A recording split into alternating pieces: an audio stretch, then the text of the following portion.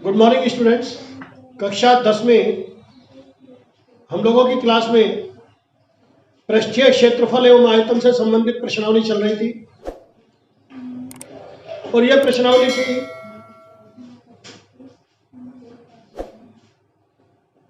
16.4 प्रश्नावली हमारी खत्म हो गई थी। इसमें जो हमने टॉपिक पढ़े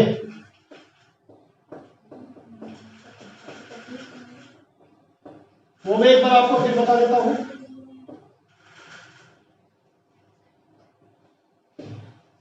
हमने पढ़ा था घनाभ, घन,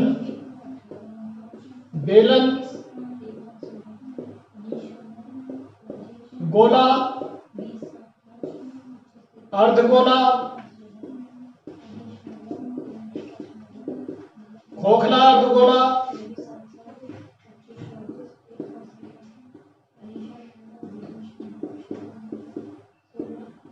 खोखला गोला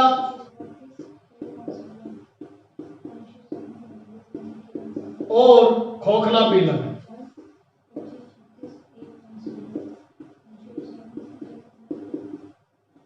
घर पर आप होमवर्क करेंगे, इस प्रकार से लिख लेंगे, इसको सारणी बना देंगे। ये सारणी बन गई, क्रम संख्या, सीरियल नंबर, ये हो गया ठोस की आकृति और इस तरह से एक सारणी बना करके सभी सूत्र सारणीबद्ध करेंगे। यह आपका होमवर्क है। इसमें क्या क्या है? टीएसए यानी कि संपूर्ण पृष्ठीय क्षेत्रफल, एलएसए या सीएसए पार्श्व पृष्ठीय या वक्र पृष्ठीय क्षेत्रफल और आयतन। ये सभी पूर्ति करेंगे आप लोग। इन सब की जितने भी ठोस है इनके तीनों सूत्र लिखेंगे। घन और घनाभ के केस में पार्श्व पृष्ठीय क्षेत्रफल होता है, इसको आप ऐसे भी लिख सकते हैं संपूर्ण पृष्ठीय क्षेत्रफल। इसको लिख सकते हैं पार्श्व पृष्ठीय क्षेत्रफल, तो रहेगा घन और घनाभ में, और वक्र पृष्ठीय क्षेत्रफल रहेगा बाकी सभी में, और आयतन ये रहेगा। तो प्रत्येक के लिए तीन तीन सूत्र आप लिखेंगे, याद करेंगे और सारणीबद्ध करेंगे।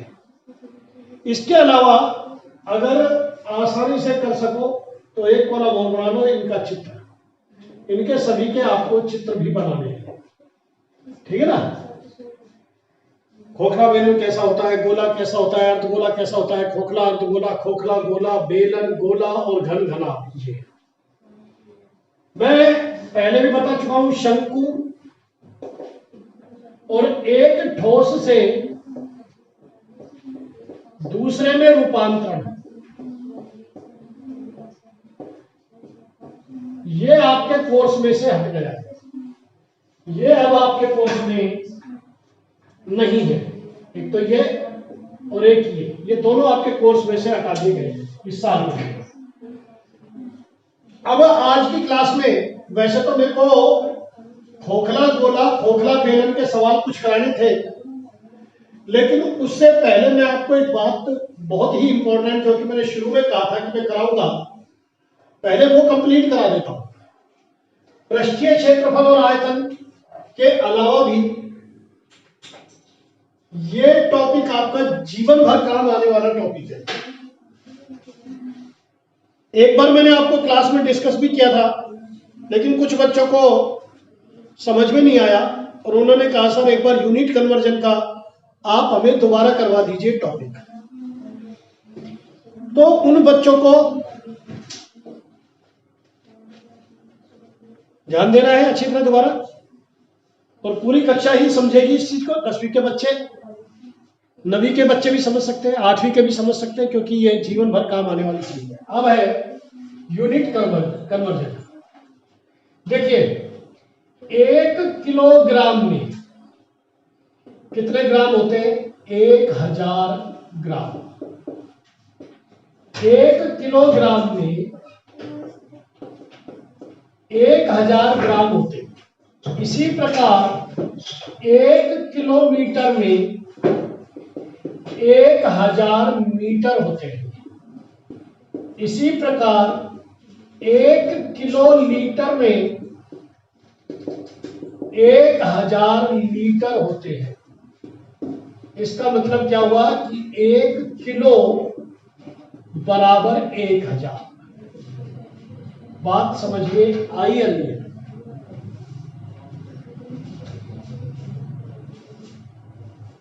एक डेकामीटर में 10 मीटर होते हैं। 1 डेका लीटर में 10 लीटर होते हैं। 1 डेकाग्राम में 10 ग्राम होते हैं। इसका मतलब क्या हुआ?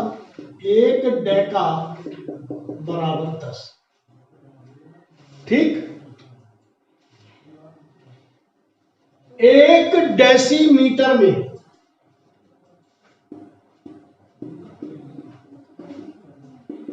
1/10 मीटर होता है। 1 डेसीग्राम में 1/10 ग्राम होता है। और 1 डेसीलीटर में 1/10 लीटर होता है। इसका मतलब क्या हुआ कि 1 डेसी बराबर 1/10। कई बार ऐसा कहेगा आपको कि एक घनाभ की लंबाई 5 डेकामीटर, चौड़ाई 4 डेकामीटर और ऊंचाई 3 डेकामीटर है, तो इसका आयतन ज्ञात करो। तो आपको यूनिट कन्वर्जन आना चाहिए। ठीक है। अब इसको आसान बनाया है हमने, और वो आसान तरीका सीख लीजिए कैसे करेंगे। ठीक। आपको कुछ चीजें याद करनी है, समझनी है, रटनी है। ये मैं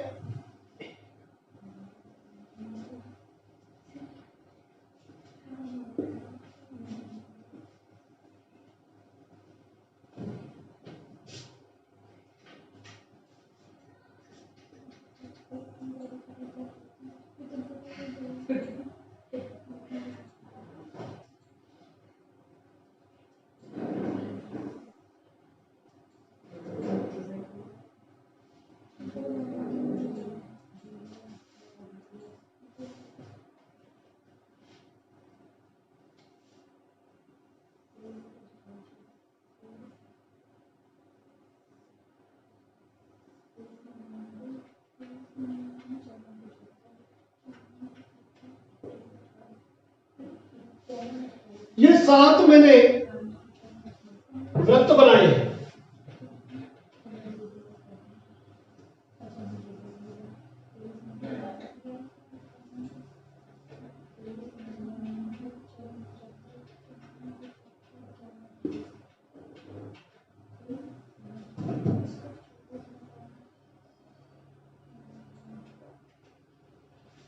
ये 7 वृत्त है। इनमें मैं यूनिट लिख रहा हूं, kilo, deca, kilo, Deka,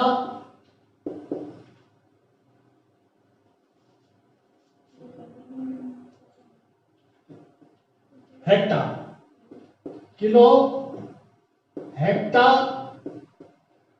Deka,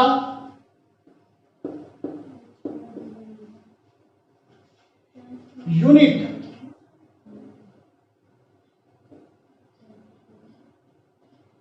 unit,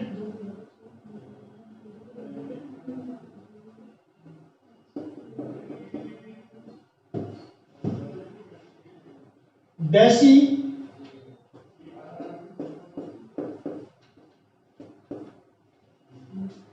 senti,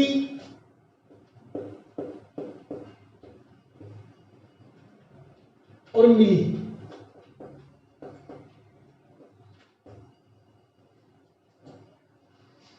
ये सब स्मॉल लेटर में है तीनों।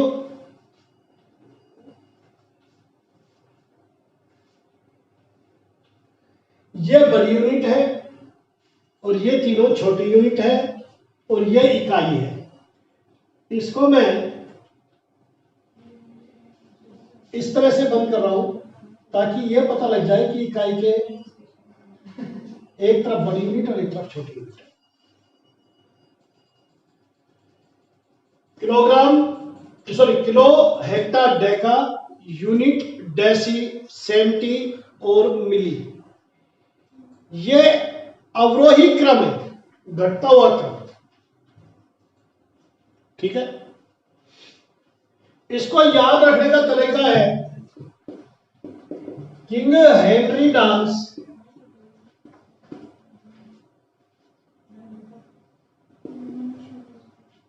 You drink choco milk.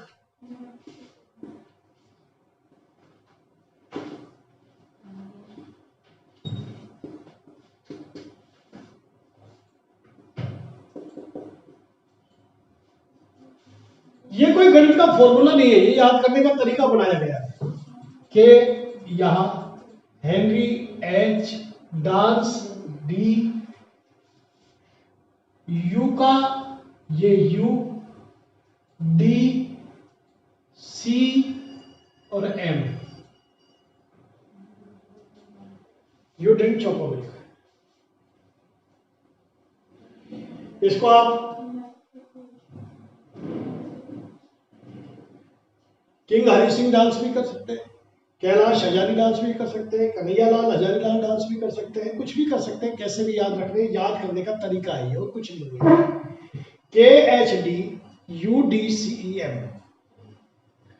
अब आपको ये याद रखना है, king Henry dance you drink choco milk से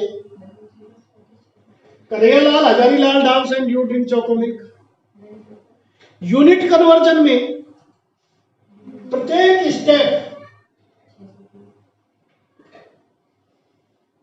जब आप दाईं तरफ जाएंगे तो 10 से गुणा करेंगे, इस दिशा में जाने पर 10 से गुणा प्रत्येक स्टेप के लिए, और इस डायरेक्शन में, यानी कि जब आप छोटी से बड़ी यूनिट बनाएंगे तो भाग की क्रिया होगी प्रत्येक स्टेप के लिए 10 से।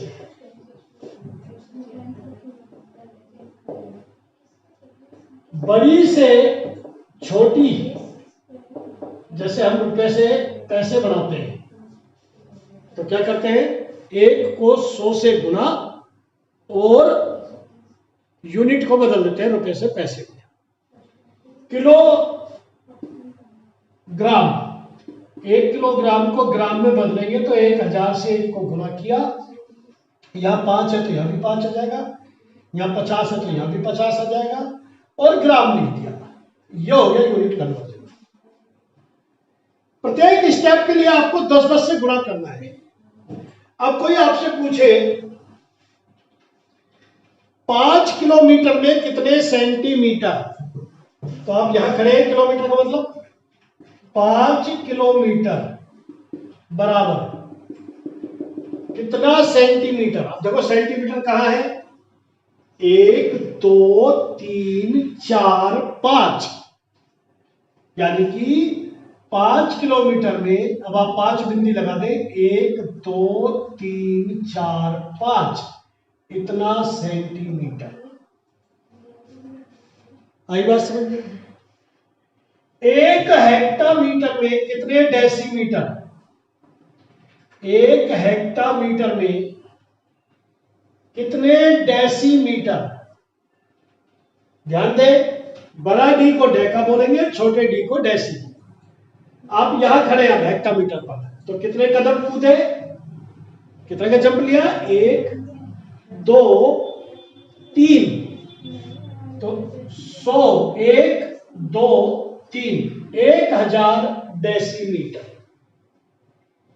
1 डेसीमीटर में कितने सेंटीमीटर, केवल एक बार ही हुए, तो 10 सेंटीमीटर। 1 मीटर में कितने सेंटीमीटर? तो कहां गए हम? 1 और 2, तो 1 के आगे 2 बिंदी लगा दो।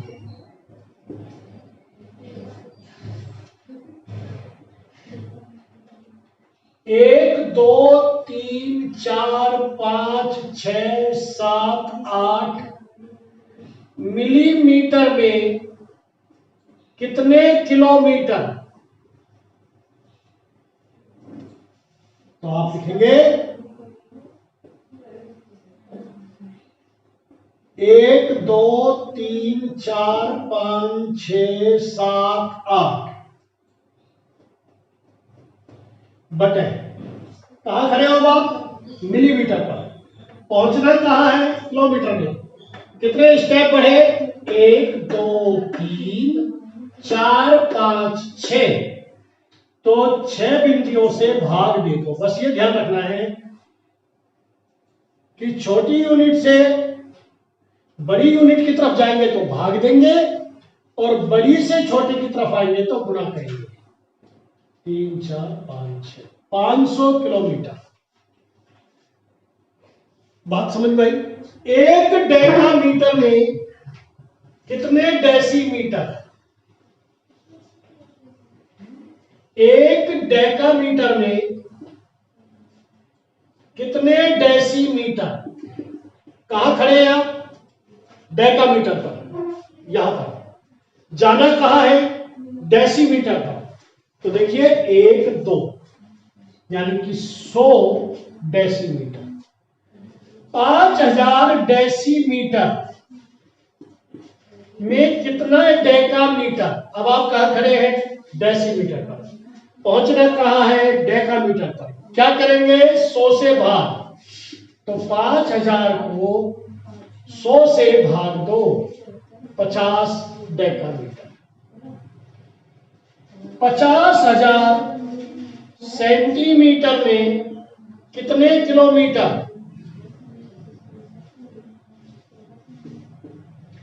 तो 50,000 में भाग देंगे, हम यहां खड़े हैं और हमें पहुंचना है किलोमीटर पर। तो 1, 2, 3, 4, 5। 1, 2, 3, 4, 5। 4 बिंदी से 4 बिंदी कट गई, यानी कि 1/2, 0.5 या 1/2 किलोमीटर। ये आपका यूनिट कन्वर्जन करना हुआ। अच्छी तरह प्रैक्टिस करें, नोट करें, खूब अच्छी तरह समझें। पहले मैंने शॉर्ट में समझाया था, आज आपको विस्तृत रूप से समझा दिया है। इन यूनिट्स को कन्वर्जन करें। और अभी आपको एक दो चीजें और बताऊं। एक यूनिट है क्षेत्रफल की। वो क्षेत्रफल की यूनिट को आप याद रखेंगे हमेशा। आर, एक आर,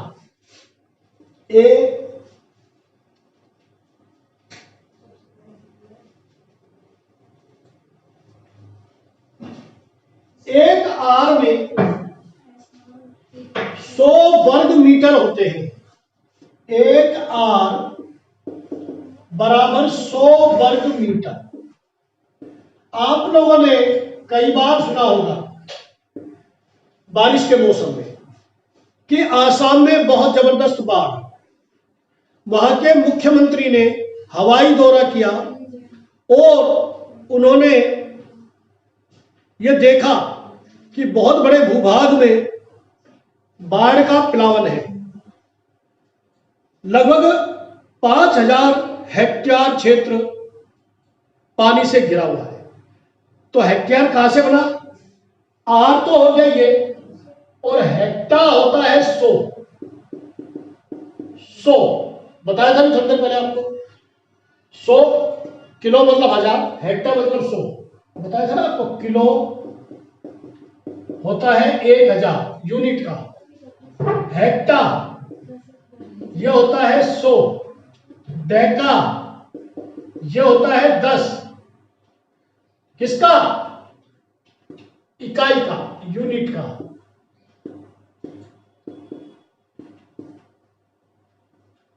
एक किलो में 1000 यूनिट, एक हेक्टर में 100 यूनिट, 1 डेका में 10 यूनिट।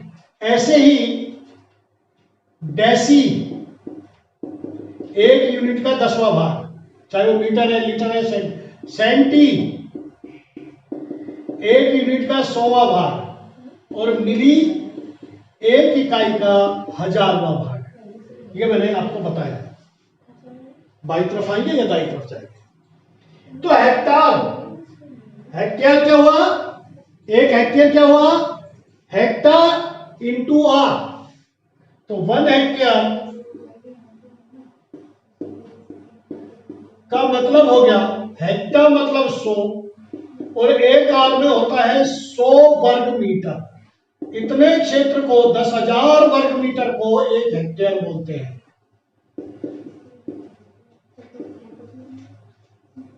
आई बात समझ में? अब है आयतन से संबंधित एक महत्वपूर्ण सूत्र, आधार का क्षेत्रफल इंटू ऊंचाई।